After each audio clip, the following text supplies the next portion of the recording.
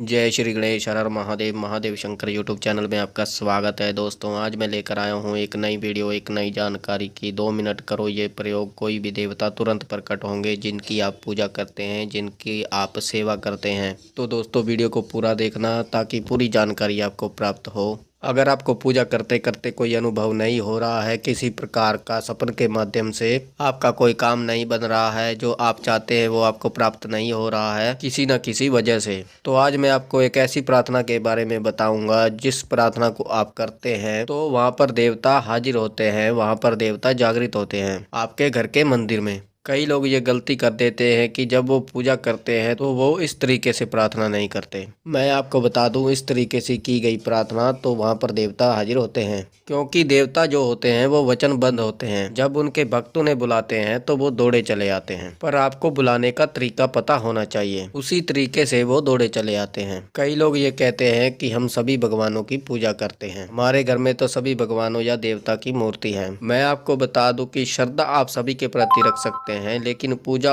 एक की होती है। जैसे मैं किसी के घर गया तो मैंने देखा कि मंदिर में बहुत सारी तस्वीरें पड़ी हुई हैं सभी भगवान की। तो मैंने उनसे पूछा कि आप किस भगवान के नाम की पूजा करते हैं, किन भगवान के नाम का आप दीपक जलाते हैं। तो उन्होंने कहा हम तो सभी भगवानों के नाम का दीपक जलाते हैं, हमारे घर के मंदिर में बहुत से भगवानों की तस्वीरें हैं और उन्हीं की मूर्तियाँ हैं, तो हम उन्हीं के नाम के दीपक जलाते हैं। तो मैं आपको बता दूं, जो दीपक होता है वो एक ही देवता का जलाया जाता है। जब आप अपने घर के मंदिर में दीपक जलाते हैं तो जिस देवता को आप पूजते हैं, जिनके प्रति आपकी श्रद्धा है, जो आपके इष्ट हैं, आपके कुल देव हैं, कुल देवी हैं, उन्हीं के नाम का दीपक आपको जलाना होता है, तभी वो वहाँ पर प्रकट होते हैं। मान लीजिए जैसे बच्चे खेल रहे हैं, एक उदाहरण ले लीजिए कि जब तक आप किसी को उनका नाम लेकर नहीं बुलाते तो वो नहीं आते। वहाँ पर 10 बच्चे खेल रहे हैं तो आप जैसे बुलाएंगे कि ए लड़के इधर आ, तो वो उनमें से पता नहीं चलेगा कि कौन आए, ये फैसला नहीं हो पाता, क्योंकि उनको पता नहीं चलता कि आप किन को बुला रहे हैं। तो आप किसी एक व्यक्ति का नाम लेकर बुलाते हैं तो वो ही आपके पास आएगा। तो इसी प्रकार से भगवान तो हमारे मंदिर में बहुत से होते हैं, तस्वीरें बहुत सी होती हैं, मूर्तियां बहुत सी होती हैं, पर किसे आप बुला रहे हैं ये बहुत महत्वपूर्ण है, किसे आप पुकार रहे हैं ये बहुत महत्वपूर्ण है, किसके चरणों में आप शीश नवा रहे हैं, किसकी आप पूजा कर रहे हैं, ये बहुत महत्वपूर्ण बातें होती हैं। तो इसलिए आपको एक देवता के नाम का दीपक जलाना चाहिए, उसी में सब आ जाते हैं, क्योंकि आपने एक देवता को सिद्ध कर लिया तो सभी देवता सिद्ध हो जाते हैं। सभी के पीछे आपको भागने की जरूरत नहीं है। जब एक शक्ति सिद्ध हो जाती है तो सभी शक्तियां सिद्ध होती चली जाती हैं।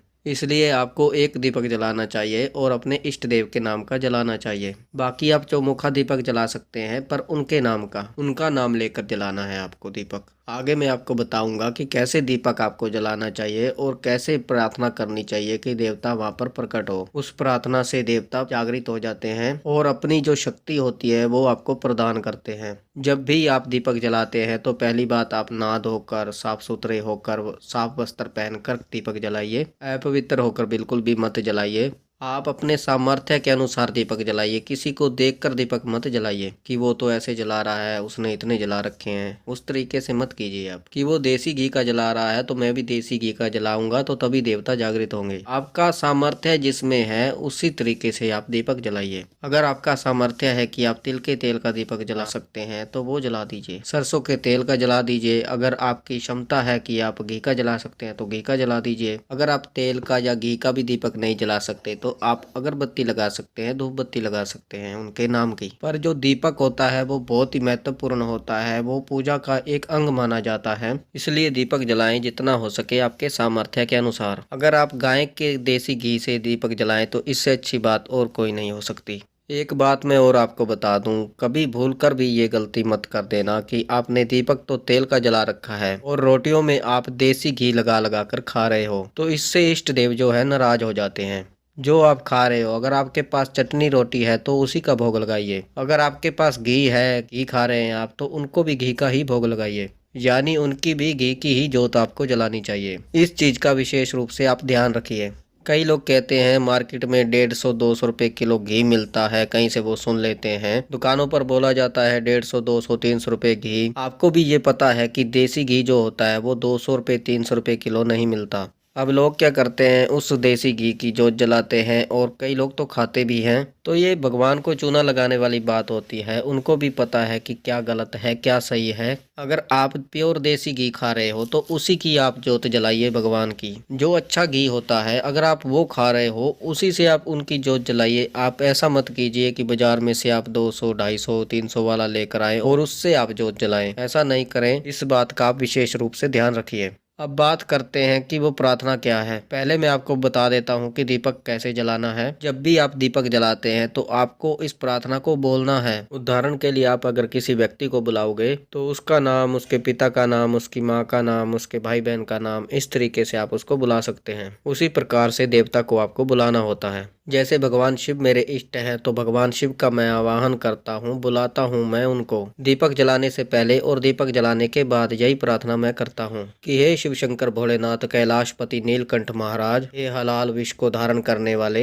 हे उमापति, हे महादेव, हे कृपालु, हे दयालु, अपने भक्तों पर कृपा करने वाले, सदैव अपने भक्तों की रक्षा करने वाले, भवसागर से तारने वाले, हे देवों को देव, हे महादेव, हे भस्मधारी, हे कैलाशपति। इस तरीके से प्रार्थना करनी है। इस तरीके से आपको बोलना है कि मैं आपके सत की जोत जला रहा हूँ, जैसे भी मुझसे जलाई जा रही है। मैं अज्ञानी बालक हूँ, जैसा भी मेरा सामर्थ्य है उसके अनुसार मेरी जोत मंजूर कीजिए। और फिर आपको तीली लगा देनी है, यानी कि आपको दीपक जला देना है। उन्हीं का ध्यान करते हुए ये दीपक आपको जलाना है इस तरीके से। बाद में जब आप हाथ जोड़कर प्रार्थना करते हैं, आरती करने के बाद, प्रार्थना आरती करने के बाद की जाती है और भोग जो है वो आरती करने से पहले लगाया जाता है। तो आरती करने के बाद आप उनका आवाहन कीजिए कि हे प्रभु, कि मैं आपका आवाहन करता हूँ इस पूजा घर में, इस मंदिर में, और मैं आपका सेवक, मेरे से जैसी भी टूटी फूटी सेवा मुझसे हो रही है आप सेवा को स्वीकार कीजिए, मंजूर कीजिए और मुझ पर प्रसन्न होइए। फिर आप जो भी बोलना चाहते हैं कि घर में सुख समृद्धि लाइए, घर में बरकत दीजिए, घर में क्लेश लड़ाई झगड़े खत्म कीजिए और घर में जो है बीमारियों को दूर कीजिए, देवताओं का वास कीजिए, इस प्रकार से आपको प्रार्थना फिर करनी है। फिर आप उनको प्रणाम कीजिए। अगर इस तरीके से आप 2 बार करेंगे, दीपक जलाने से पहले, दीपक जलाने के बाद, तो आप देखेंगे कि आपकी पूजा को उन्होंने स्वीकार कर लिया है और वो आने लगे हैं आपकी पूजा घर में। उनकी उपस्थिति आपको महसूस होगी सपन के माध्यम से या ध्यान के माध्यम से, या जब आप पूजा कर रहे हो उस वक्त आपको अनुभव होगा।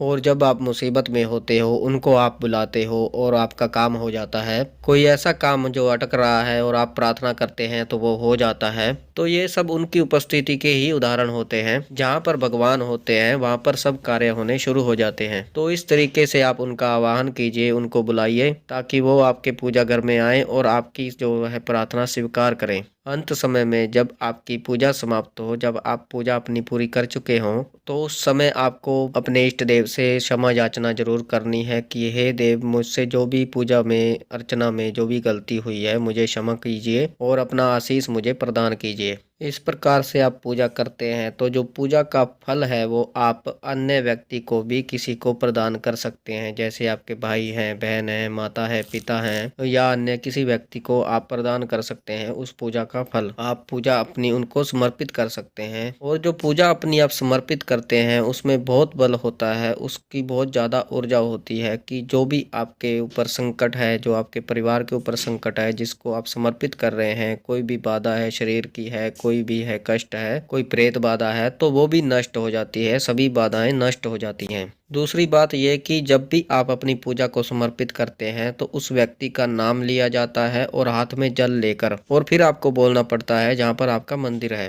जैसे किसी व्यक्ति को शारीरिक बाधा है, प्रेत बाधा है, तो हनुमान चालीसा किया जाता है, बजरंग बाण किया जाता है, उसका नाम लेकर उसका फल जो है वो उसको समर्पित कर दिया जाता है। तो जब आप पूजा करते हैं तो आप उस व्यक्ति का नाम, उसका गोत्र, उसके पिता का नाम, उसकी माता का नाम और वो यहाँ का रहने वाला है, ये सब बोलकर आप उसके नाम की प्रार्थना करते हैं, उसके नाम की पूजा करते हैं। तो जब आपकी पूजा समाप्त होती है आप अपने हाथ में जल लीजिए, एक गिलास में लीजिए जल, आप अपने इष्ट देव के सामने रख के आपको प्रार्थना करनी है कि इसके ऊपर जो भी है दिक्कत है, परेशानी है, तो ये व्यक्ति ठीक हो जाए। और आपको जल में 3 बार फूंके मारने हैं और फिर उस व्यक्ति को पिला दीजिए। तो आपकी पूजा का जो फल है उस व्यक्ति को चला जाएगा। जो भी उसे दिक्कत परेशानी है वो आपके इष्ट देव की कृपा से दूर हो जाएगी। तो आप भी इस तरीके से प्रार्थना कीजिए, इस तरीके से आपको दीपक जलाना है और इस तरीके से आप किसी की मदद कर सकते हैं, किसी को ठीक कर सकते हैं अपनी पूजा से। तो जब भी आप दीपक जलाएं इस प्रार्थना को अवश्य करें, इस तरीके से आप प्रार्थना को करें, इस तरीके से दीपक जलाएं तो आपकी मनोकामना पूर्ण होगी, आपके इष्ट देव तक आपकी प्रार्थना अवश्य पहुंचेगी और आपके घर में सुख शांति होगी, सुख समृद्धि होगी।